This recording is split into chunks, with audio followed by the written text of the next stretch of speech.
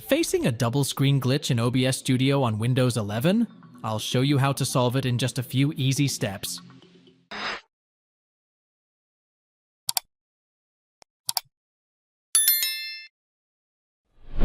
Open OBS Studio.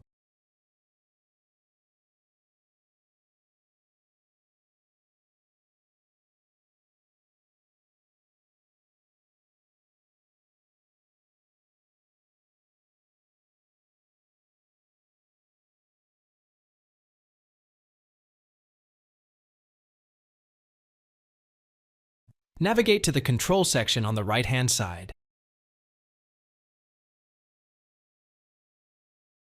Click on Studio Mode to resolve the double screen display issue.